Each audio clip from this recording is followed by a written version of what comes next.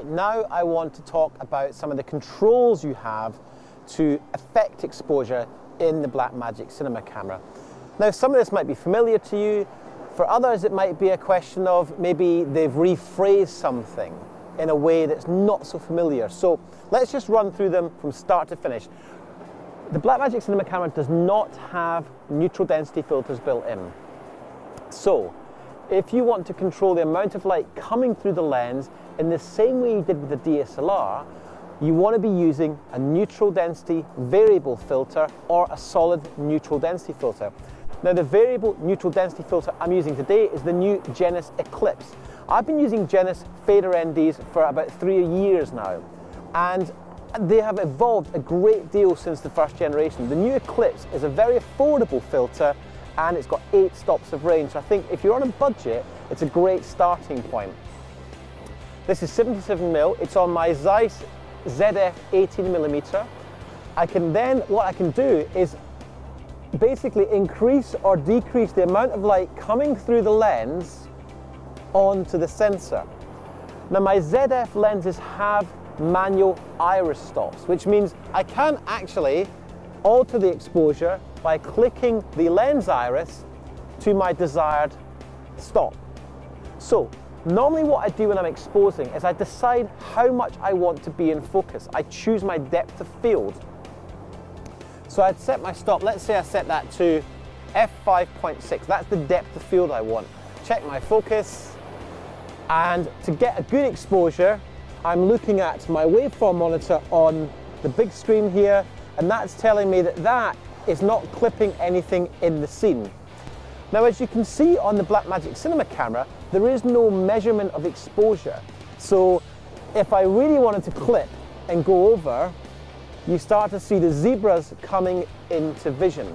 That's telling me that the 100% clip has been reached on the sensor. If I bring that variable neutral density filter back, so there's no zebras showing on the screen, technically, this is not clipping the sensor, but we're shooting here in ProRes video, which is a compressed segment of what the sensor is capable of acquiring. So the only way to get a good exposure is to either judge it by eye, and you might decide that that looks good, because on the back of the screen, it doesn't look like anything's burnt out. But if you look at the waveform monitor on the Marshall here, we are actually clipping. And by clipping, I mean we're burning out the highlights and losing detail. So by reducing the highlight detail on the waveform to 100, that means we'll see detail in that snow, whereas up here, whilst it looks okay on this screen, we're not actually recording the detail in the snow on that roof. And if we want that detail, if we want to see the lines of the slates, we need to make sure that using the variable neutral density filter, we're not clipping. So that's one way of affecting exposure. Now, I'm doing all of this in ProRes video for this example.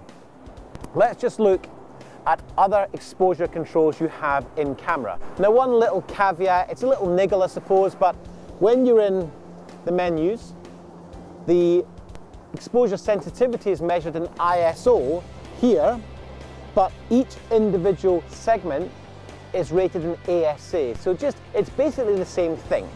But one's called ISO for the overall, and it's measured in 200, 400, 800, and 600 ASA. So let's move on to the third way of affecting exposure in camera, and that's using the shutter angle.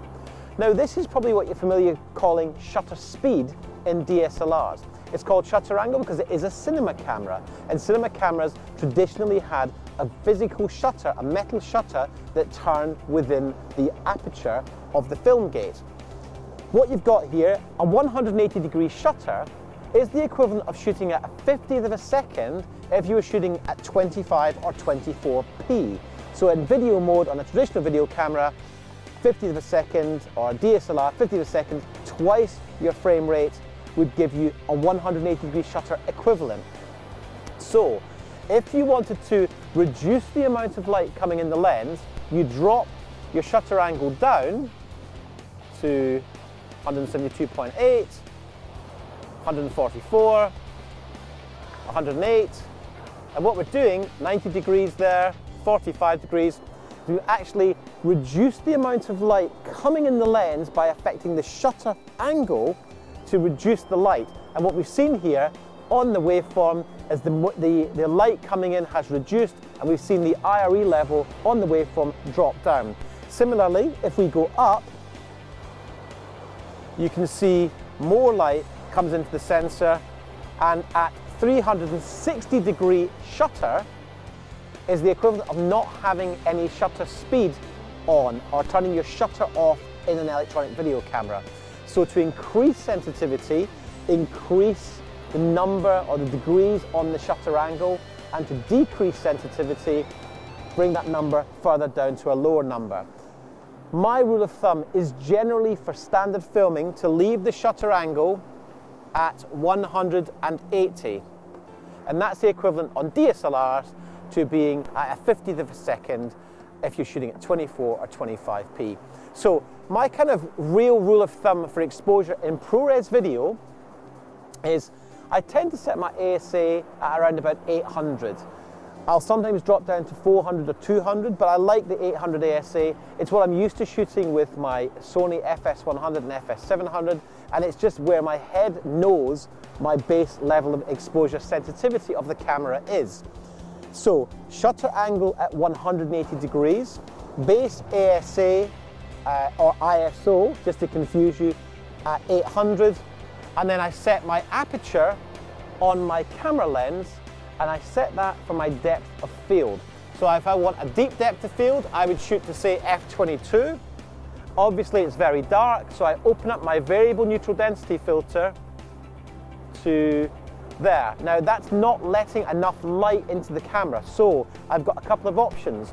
I want my peak white here to be just sitting on 100, so I can either up my ASA to 1600, and that's done it. So I got to 1600 ASA, I get to my exposure to where it needs to be. If I didn't want to up my ASA, I'd leave it there, and I would reduce my shutter angle to, oops, wrong way, up to 270. There we go. That's very close as well. The other option is you leave your shutter angle at 180, leave your ASA at 800, and just open up your iris stop on your lens to f16. So I drop down one single aperture stop on the lens, adjust my variable neutral density to maintain the detail in those roof tiles. So, you know, there's multiple ways in which you can affect exposure, in the same way you can do on a video camera, in the same way you can do on a stills camera that shoots video. What you're going to have to do is just figure out your system. But as I say, my system, and it works for me, something might work differently for you, is shutter angle at 180 degrees, ASA at 800, and then I affect the aperture based on the lens, and I use my variable neutral density to control the amount of light coming through the lens hitting the sensor. Hope that makes some sense. A lot of this is just getting your head around exposure. Exposure is exposure is exposure. That's ProRes video. In ProRes film, it gets a bit more complicated. So let me show you that now.